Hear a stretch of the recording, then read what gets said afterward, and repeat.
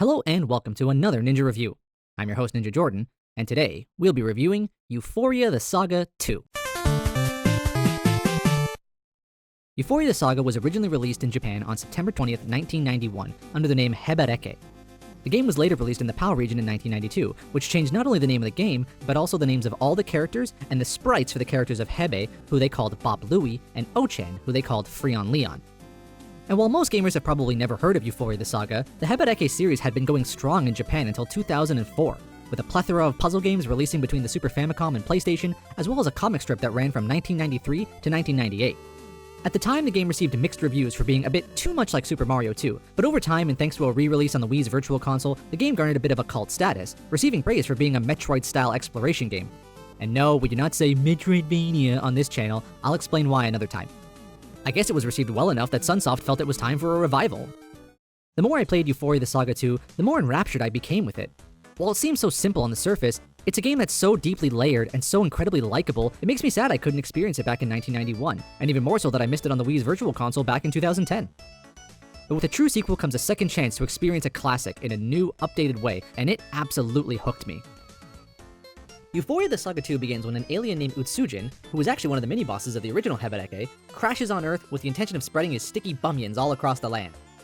Fortunately, our hero Hebe approaches him and quickly points out that their own Poppoons can swiftly destroy the bunions, much to Utsujin's chagrin. Utsujin sets off to research the Poppoons and complete his invasion, and it's up to Hebe to gather his 4 friends and put a stop to Utsujin's evil plan once and for all. It's an adorable plot that continuously unfolds in sweet, silly ways that finds a solid balance between being new and paying homage to the original, like how all of Hebe's friends need to be fought to remove the sticky bunions before they join him, or little references to the old games.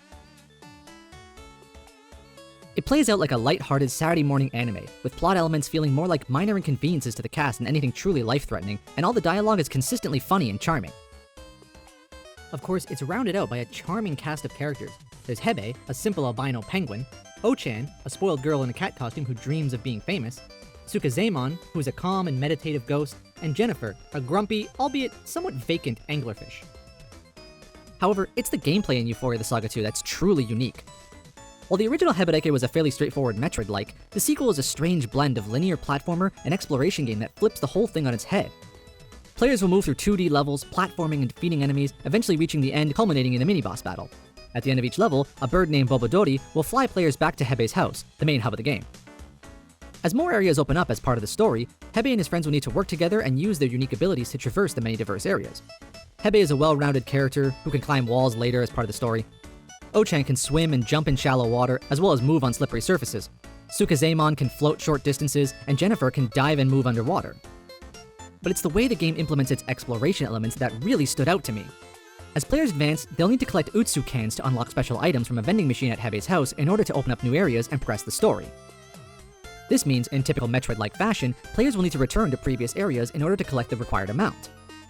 However, unlike Metroid or even the original Hebereke, levels aren't laid out in big areas separated by rooms. Instead, every world plays along a single 2D level and is randomized every time you return. There's still the basic element of exploration as areas are connected between themselves, and only a few levels end with Bobodori taking you back to Hebe's house.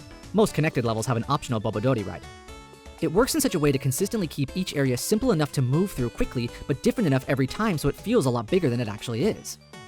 And as players get more abilities to further explore levels, certain parts that were unavailable before, despite being randomized, suddenly become accessible, so there's this constant sense of progression. This is the first game I've ever played that approached exploration in this way, and I honestly love it. But it was the visuals in Euphoria the Saga 2 that really hooked me. The entire game has a craftwork aesthetic that makes the whole thing feel so genuine and charming, primarily how it emulates Kirby and the Rainbow Curse, where the game runs at 60 frames but all the characters have reduced frame rates to give them a claymation effect. But it was all the little things that made me fall in love even more. From the way you can see the little wool threads on every character, to the way environments all look like they were cut out from felt, to coins looking like little buttons, even the way the little character icons and text boxes look like they were made from those craft beads, every aspect of Euphoria 2's visuals bring the game to life in a playful, earnest way. And they even throw in these adorable references to the old Euphoria the Saga, by which I mean the PAL version. Every now and again you'll see Hebe or Ochan swap to their alternate design. I love it! Furthermore, the music in Euphoria the Saga 2 is just amazing.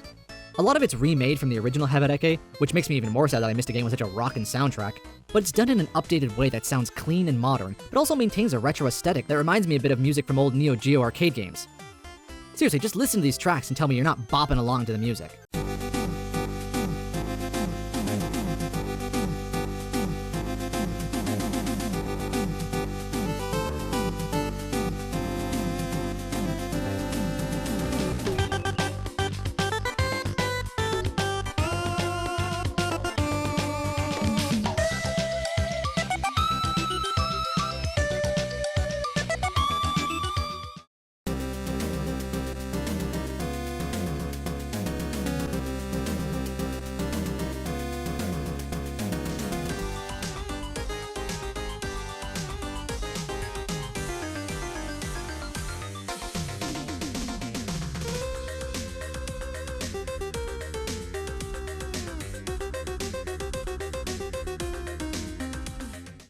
I honestly think Euphoria the Saga 2 is something that gamers young and old will enjoy, and I even think it might be the game that gets younger gamers into exploration games.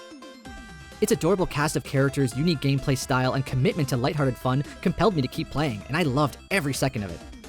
If you grew up with the original or are looking for something truly unique, if you don't give this one a look, you're doing yourself a massive disservice. Euphoria the Saga 2 gets 4 Ninja Stars out of 5, and the official Ninja Seal of Approval. Well, thanks for watching another Ninja Jordan review. If you like this video, let me know by hitting the like button, and definitely let me know what you're thinking in the comments. If you're new here and you want to see more reviews by an actual ninja, subscribe to the channel, and don't forget to hit the little bell icon to turn on notifications so you never miss a video. But for another Ninja Jordan review, this has been your Ninja Jordan. Goodbye.